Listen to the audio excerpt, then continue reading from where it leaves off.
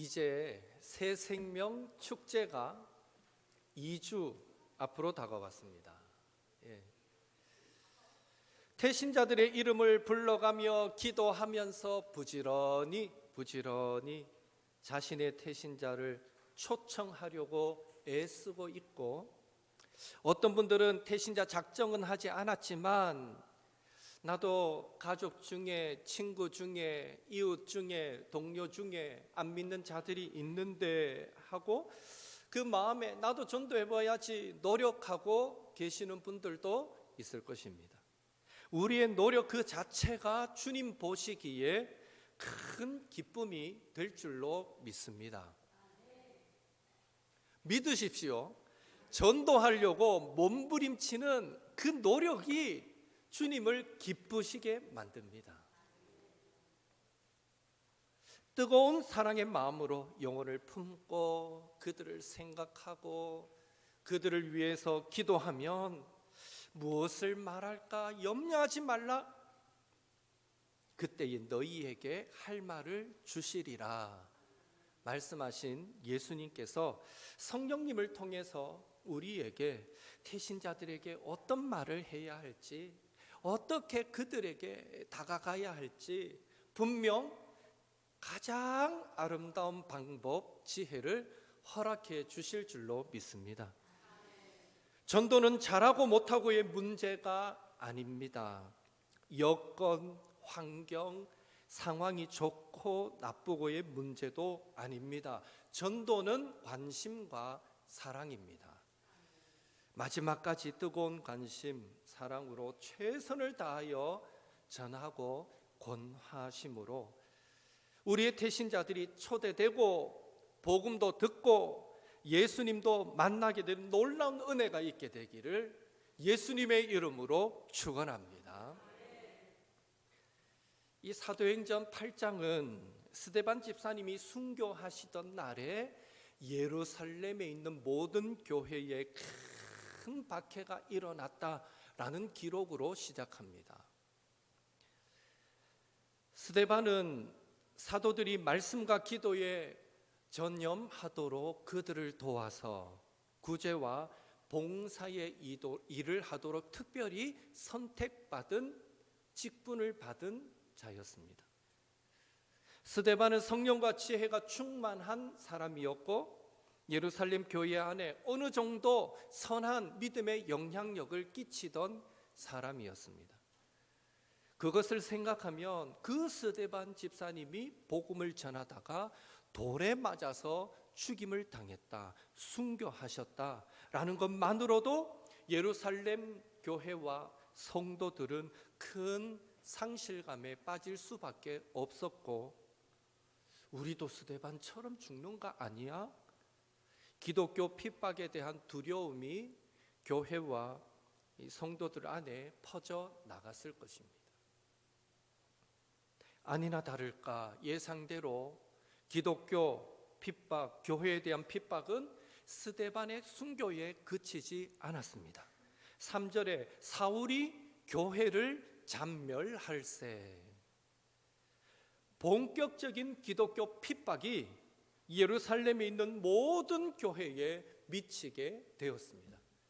여기에 잔멸한다, 이 말은요, 마치 사자 같은 사나운 짐승들이 다른 짐승의 몸을 물어뜯어 죽이는 그런 잔인한 어떤 행위들을 나타내는 단어입니다. 잔멸할세.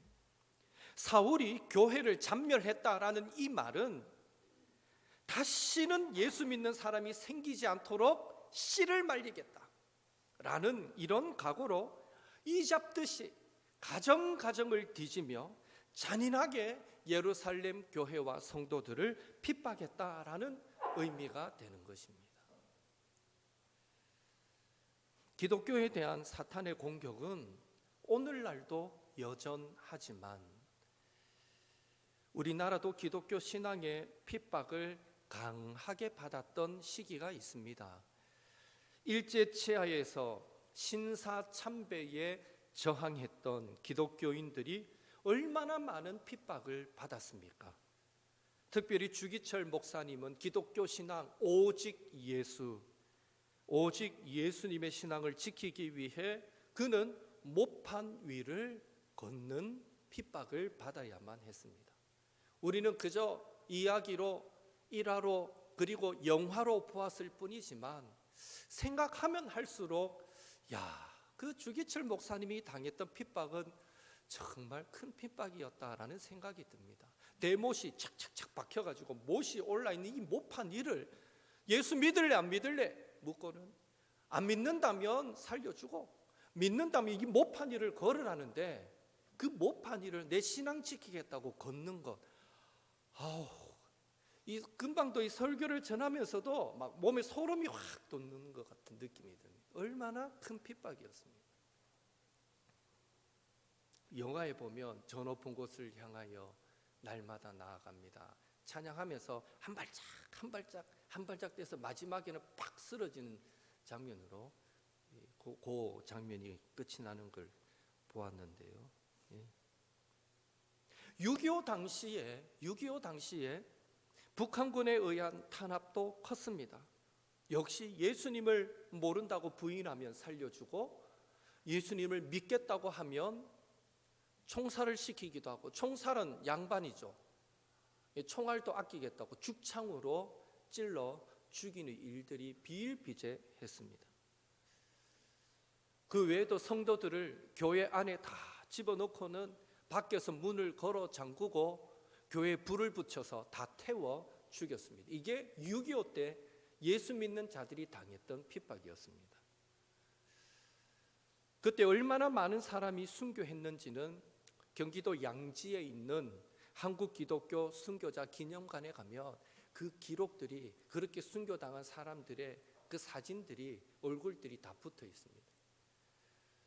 여러분, 그 순교의 현장에 여러분이 없어서 안타까운 분이 계십니까? 우리 가운데. 진짜 다 안타까워하시는 표정입니다. 그 불타 죽는 현장에 내가 있어야 하는데 마치 이런 표정으로 여러분 저를 보시는 것 같은데,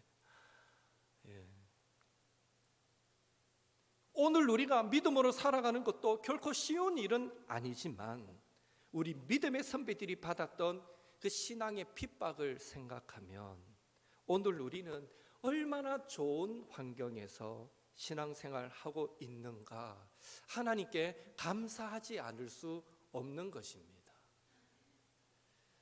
분명한 사실은 우리가 순교자의 각오로 살면 가정과 교회와 세상에서 많은 사람과의 관계에서 생겨나는 소소한 상처들은 옷에 묻은 먼지를 털털 털어버리듯이 쉽게 이겨낼 수 있을 것입니다.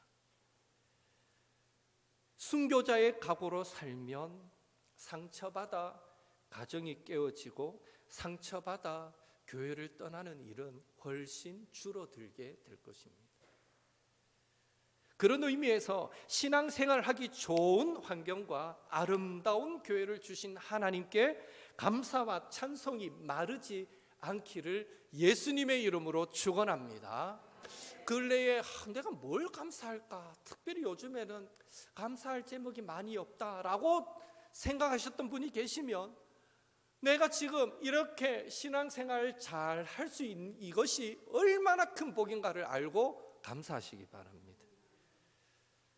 특별히 염려, 근심, 걱정, 고난, 어려움이 많은 이 땅을 살아갈 때에 순교자의 각오로 살아서 모든 것을 이기고 승리하시는 녹토의 성도님들 되시기를 예수님의 이름으로 축원합니다. 서로 한번 인사하겠습니다. 순교자의 각오로 삽시다. 순교자의 각오로 삽시다. 그렇다고 죽자는 얘기가 아닙니다. 죽기를 각오하고 살면 반드시 하나님이 살게 하실 줄로 믿습니다. 1절에 보니까 예루살렘 교회에 밀어닥친 그 핍박의 결과로 사도 외에는 모든 성도들이 사마리아 모든 땅으로 흩어지게 되었습니다.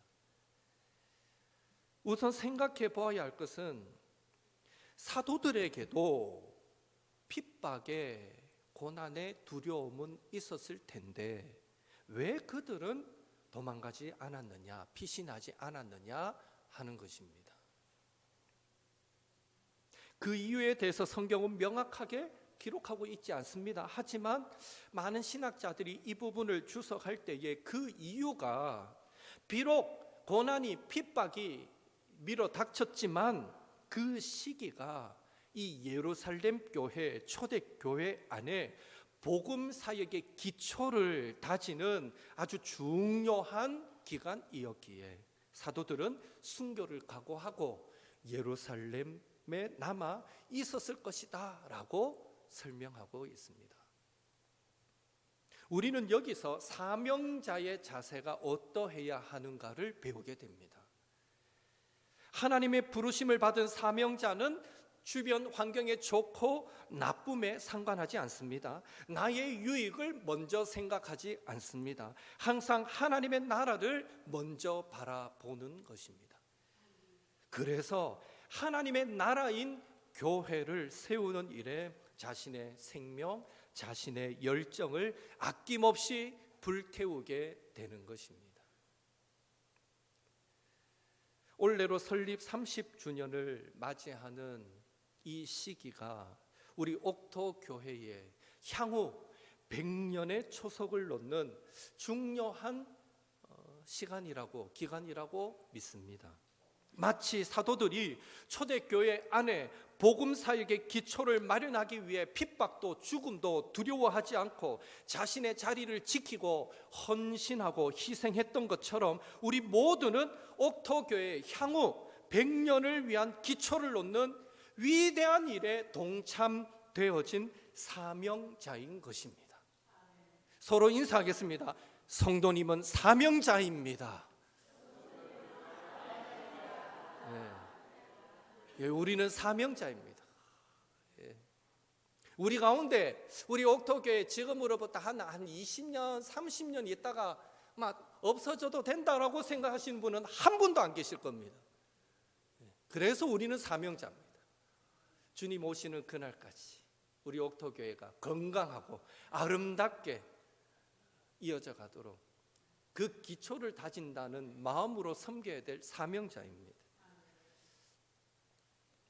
그 사실을 믿으시고 우리 교회 안에서 주어진 직분, 직책 감당하실 때 때로는 힘들고 어려운 일들도 많겠지만 경우에 따라서는 우리의 희생이 요구되기도 하겠지만 도망가지 마시고 외면하지 마시고 우리 한 사람 한 사람 순교자의 각오로 자신의 자리를 지키심으로 우리 옥토교회 더 견고하고 아름답게 세워져 가고 주님 오시는 그날까지 하나님 나라를 아름답게 확장시켜가는 복된 교회 되기를 예수님의 이름으로 축원합니다. 그렇게 예루살렘 교회에 일어난 핍박으로 인해서 성도들은 여러 지역으로 흩어지게 되는데 놀랍게도 1절에 보니까 그 흩어진 지역에는 사마리아도 포함되어 있었습니다. 사마리아.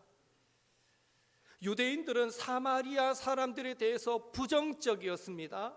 그들을 경멸했습니다. 예수님도 이런 사실을 잘 아셨기 때문에 공생의 사역 가운데 이 사마리아 사람들에 대한 유대인들의 그 부정적인 시각을 바꾸시려고 얼마나 노력하셨는지 모릅니다. 요한복음 4장에 예수님은 사마리아 수가라는 동네에 우물가에서 여인을 만납니다. 그 만난 여인을 통해 그 동네 사람들이 예수님을 믿게 하심으로 궁극적으로는요 사마리아인들도 구원받아야 할 사람이다라는 것을 증명해 보이셨습니다. 또 누가복음 9장에는 요한과 야고보가 예수님께 이 사마리아 지역을 통과하지 말고 하늘에서 불을 내려 주님이 명령하시면 우리도 명령하면 그렇게 될 줄로 믿습니다 하면서 하늘에서 불을 내려 이 사마리아 사람들을 다 태워버릴까요? 그렇게 요청할 때에 오히려 그 제자들을 예수님은 책망하시는 것을 우리는 보게 됩니다. 평소 얼마나 사마리아 사람들을 경멸했으면 예수님의 제자들조차도 하늘에서 불이 내려 다 태워 죽었으면 좋겠다라고 생각할 거예요. 그만큼 적대적인 관계가 사마리아 사람들이었어요. 누가복음 10장에 누가 우리의 이웃인가를 묻는 유대인 율법사에게 예수님은 선한 사마리아인의 비유를 말씀해 주셨습니다. 사마리아 사람의 자비로운 행동을 강조하면서 그와 같이 하라라고까지 말씀하셨습니다. 하필 비유를 드는데 사마리아 사람일까요? 또한 누가복음 17장에 보면 정결함을 받은 10명의 나병 환자 중에 유일하게 돌아와서 예수님께 감사하고 하나님께 영광 돌린 유일한 한 사람이 사마리아 사람이었다라고 성경은 소개해주고 있습니다.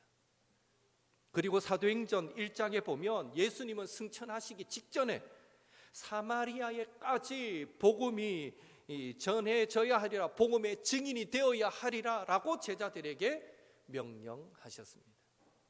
사마리아를 향한 예수님의 이런 가르침과 명령들이 있었고, 또 사도행전 2장에 보면 그런 명령을 잘 지키라고 그들에게 성령님도 부어주셨지만, 우리가 잘 아는 대로 종교적이고 문화적인 편견 때문에 복음은 여전히 어디에만 머물러 있었습니까? 예루살렘에만 머물러 있었습니다.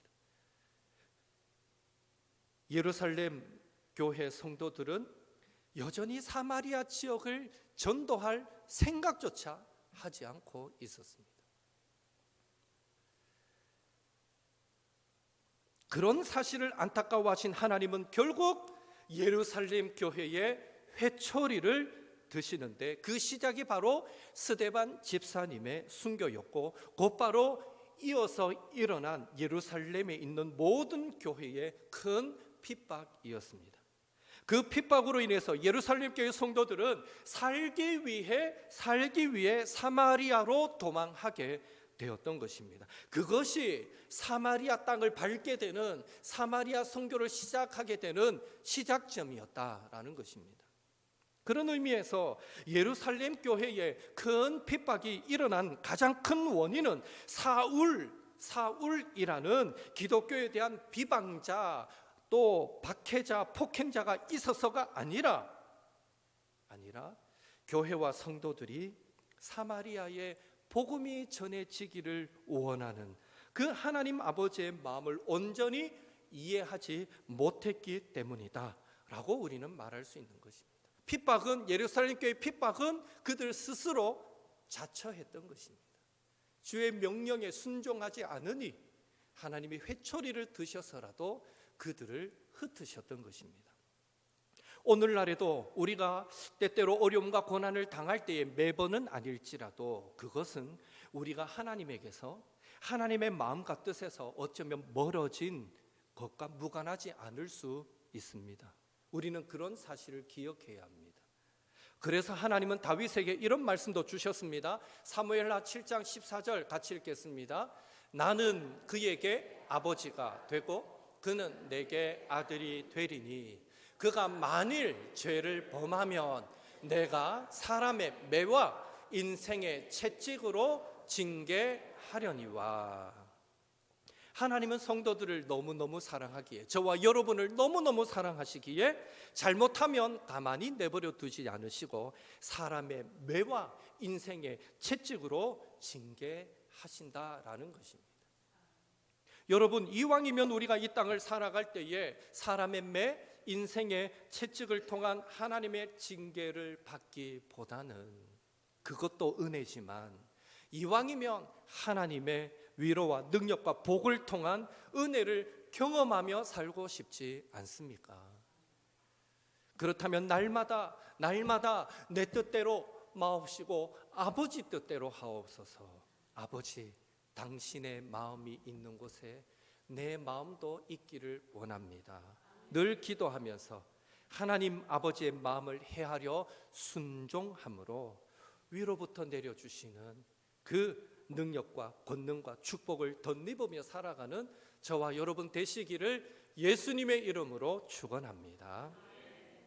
그렇게 흩어진 성도들 가운데 빌립 집사님이 있었고요. 4절 이하를 보면 빌립은 사마리아 성에 도망하듯 내려가서 그곳에서 복음을 전하게 됩니다. 유대인들은 대대로 사마리아 사람들과 원수처럼 지냈던 관계를 생각할 때 사마리아 사람들은 내가 전한다 해서 내 말을 들으려고 하지 않을 거야. 그들은 차갑게 나를 응대할 거야 라고 생각하기 쉬웠을 것입니다. 그러나 놀랍게도 유대인인 빌립 집사님이 복음을 전했을 때에 사마리아 사람들은 그의 말을 듣고 행하는 표적도 보고 한 마음으로 빌립이 하는 말을 따르게 되었다라는 것입니다. 빌립이 복음을 전했을 때 귀신도 떠나가고 중풍병자가 걷지 못하는 그 자가 치료되는 이적도 나타났으며 결과적으로 사마리아 성에 큰 기쁨이 넘치게 되었다라는 것입니다. 여러분, 이렇게 이루어진 일들을 두고 그 빌립 집사님의 마음에 어떤 생각이 들었을까요? 그가 복음을 전했을 때 사마리아 성에 큰 기쁨이 넘치는 것을 두고 빌립 집사님의 마음에 어떤 생각이 들었을까요? 아무리 기적이 일어나도 사마리아 사람들에게 복음 전하는 것은 영 찝찝해 이랬을까요? 사마리아 성에 큰 기쁨이 넘칠 만큼 빌립이 풍성하게 복음을 전했던 것을 보면 이렇게 될 줄 알았으며 진작에 사마리아에도 내가 복음을 전할 걸 하고 그가 생각하지 않았을까요? 우리도 종종 어떤 일을 하려고 하다가 이런저런 이유로 주춤하던 사이에 다른 사람이 그 일을 행하여 좋은 결과를 얻게 되는 것을 볼 때 아이고 이럴 줄 알았으면 내가 버뜩 할 걸 하고 후회해 보신 경험이 있을 것입니다. 용기 있는 자만이 누구를 차지한다? 미인을 차지한다라는 말도 있지 않습니까? 저는 우리 옥토의 모든 남자 성도님들은 용기 있는 자라고 믿습니다. 그 이유는 말하지 않아도 알 거지. 도전하지 않고 눈앞에서 좋은 것을 놓치는 일만큼 사실 후회스러운 일이 어디 있겠습니까? 지금 우리 교회는 새생명 축제 준비하고 있습니다. 지금까지 태신자 전도를 위해서 여러분 노력하셨을 것입니다. 함께 식사도 해보고 함께 차도 마시고 또 그들에게 작은 선물도 해보고 또 시키지 않았는데도 편지도 한번 써보고 안 쓰던 손편지도 한번 써보고 이래라도 하면 감동하지 않을까 싶어가지고 하나님께서 주시는 지혜를 다 동원해서 노력하고 계실 것입니다. 그런데 혹시 우리 가운데 태신자를 작정하고 그들을 위해 기도하고 또 그들을 초청하기 위해 이런저런 노력을 하시면서도 그 마음에 아무래도 이번에는 힘들 것 같아 라는 이런 생각이 드는 성도님들이 계십니까? 저건 낸데? 하고 바라보시는 것 같은데, 그렇다면 더더욱 오늘 사마리아 성에 일어난 이 구원 역사에 여러분의 시선을 고정하시기 바랍니다. 사마리아 사람들에 대한 유대인들의 편견, 그들의 부정적 시선 때문에 지금까지 그들에게 복음을 전하지 않아서 몰랐을 뿐이지 알고 보니 사마리아에도 구원받을 하나님의 백성들로 가득했었다는 사실입니다. 마찬가지로 우리의 가정, 우리의 직장, 여러분이 만나는 많은 사람들 그 친교 모임 바라볼 때에 야 여기는 눈 씻고 찾아봐도 예수 믿을 사람 안 보이네가 아니라 여기도 구원받을 하나님의 백성으로 가득하네, 구원받을 하나님의 백성으로 가득하네, 이런 심령으로 우리는 바라보아야 합니다. 어쩌면 태신자의 심령이 돌같이 딱 굳어져 있어서 그들이 구원받지 못하는 것이 아니라 태신자를 바라보는 우리의 시선이 여전히 부정적이어서 그들의 영혼은 지금도 세상을 방황하고 있는 것은 아닐까요? 날마다 하나님께 기도하면서 전도해도 안 될 것 같은데 하는 이런 불안한 마음은 다 떨쳐버리시고, 성경 어디에도 반드시 전도해서 이 자리에 앉히라 이렇게 말씀하고 있지 않습니다. 전하라는 거예요. 그냥 땅 끝까지 전하라는 거예요. 안 될 것 같은데 라는 불안한 마음은 떨쳐버리시고, 대신에 우리 안에 태신자가 복음을 받아들이고 그들이 변화될 것에 대한 기대로 가득가득 채우셔서 소망 중에 담대히 권하고 전하시는 우리 옥토의 성도님들 되시기를 예수님의 이름으로 축원합니다. 한 가지 더 나누고 싶은 것은 혹 우리 가운데 목사님, 전도가 도저히 자신이 없는데요 하시는 분이 계십니까? 목사님, 청소하라면 청소하겠고 식당 봉사하라면 제가 매주일 식사 준비도 제가 하겠습니다. 차라리 전도를 위해서 헌금을 하라면 헌금도 하겠습니다. 그런데 이 전도는 정말 못하겠어요 하시는 분이 우리 가운데 있습니까? 그렇다면 우리 한 번만 더 빌립을 주목하시기 바랍니다. 빌립은 사도가 아니었습니다. 오늘날로 치면 목사와 전도사 같은 그런 전문 사역자가 아니었습니다. 스데반처럼 사도들을 도와서 초대교회 가운데 구제하는 일을 담당했던 선택된 7 집사님 중에 한 분이셨습니다. 즉 빌립은요, 여러분처럼 평신도였습니다. 그런데 놀라운 사실은 그 누구도 엄두를 내지 못했던 사마리아 전도에 평신도인 빌립이 동참했을 때 성령 하나님께서 그를 강력하게 붙잡아 주셨다는 것입니다. 그리고 사도들에게서나 나타났었던 병고침, 귀신들을 쫓아내는 일, 여러 가지 표적, 기적도 빌립을 통해 강력하게 나타나도록 역사해 주셨습니다. 눈여겨보아야 할 부분은 빌립이 처음부터 성령님께 이끌려서 사마리아로 가서 전도했던 것은 아니라는 것입니다. 전도할 때에 표적부터 기적부터 보여주고 복음을 전했던 것도 아니라는 것입니다. 핍박을 피해 원치 않게 사마리아로 피신했지만 그곳에서도 땅끝까지 이르러 증인되라라는 말씀에 순종하여 복음을 먼저 전하니까 하나님께서 그 복음만이 참된 구원의 길임을 확증시켜 주기 위해 빌립을 통해 표적도 나타나고 기적도 나타나게 역사하신 것입니다. 이것은 마치 광야 40년 생활을 마치고 가나안 땅에 들어가기 위해 요단강 앞에 섰을 때에, 그때가 강물이 가장 범람할 때, 물살이 세고 물이 깊고 함부로 들어갔다는 휩쓸려 죽기 쉬운 강물이 가장 범람할 때인데도 불구하고 제사장들이, 법궤를 맨 제사장들이 제일 앞에 서서 일단 지나가라 하고 주님 말씀하시니까 순종하여 그 강물이 넘쳐나는 그 강가에 발을 내딛는 순간 어떻게 되었습니까? 그 강은 갈라져서 그 땅이 마르게 되고 마른 땅을 이스라엘 백성들이 지나가도록 하나님이 기적을 베푸셨던 것입니다.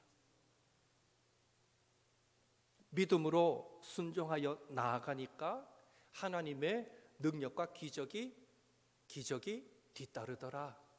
이것이 성경이 가르쳐주는 영적 원리입니다. 이왕이면 하나님이 능력부터 보여주고 기적부터 짜잔하고 한번 보여주고 그 다음에 우리로 일하게 하면 훨씬 좋을 텐데, 하나님의 원리는 그렇지 않습니다. 특별한 경우가 아니거든요. 심지어 선교지에서 목숨이 오락가락하는 선교지에서도요, 먼저 전할 때 병자가 고침받고 귀신이 떠나가는 역사가 일어나는 것을 우리는 보는 것입니다. 전하지 않는데, 순종하지 않는데 역사는 일어나지 않습니다. 그런 의미에서 전도는 믿음의 순종으로 하는 것이지 말과 지혜의 아름다운 것으로 하는 것이 아닙니다. 전도는 하나님이 하시는 일이지 내가 하는 일이 아닙니다. 그래서 우리는 그저 순종할 뿐이며 순종할 때가 되면 기적은 일어나게 될 줄로 믿습니다. 다시 부탁드립니다. 전도는 잘하고 못하고의 문제가 아니라 예수님의 마음으로 행하는 관심과 사랑입니다. 전도는 내가 하는 것이 아니라 나를 사용하셔서 하나님이 하시는 일입니다. 전도가 하나님의 일이기에 우리는 전도를 인간의 생각, 경험, 방법으로 하려고 해서도 안 됩니다. 기도하는 가운데 성령님의 인도하심에 순종함으로 행해야 합니다. 땅끝까지 이르러 내 증인이 되어 달라고 예수님께서 우리에게 부탁하셨습니다. 전도하여 한 사람이라도 더 영혼 구원하여 하나님 나라를, 하나님 나라인 교회를 확장시켜가는 그 일에 우리에게 무슨 대단한 이유가 필요하겠습니까? 증인되어 달라는 이 준엄한 예수님의 요청 앞에, 명령 앞에 우리 안에 일어나는 안 될 것 같은, 힘들 것 같은 그런 부정적인 생각들은 다 죽이시고 믿고 순종하여 나아감으로 영혼 구원의 기적도 맛보시고 하나님 나라를, 옥토교회를 더욱 아름답게 세워가시는 저와 여러분이 될 수 있기를 예수님의 이름으로 축원합니다.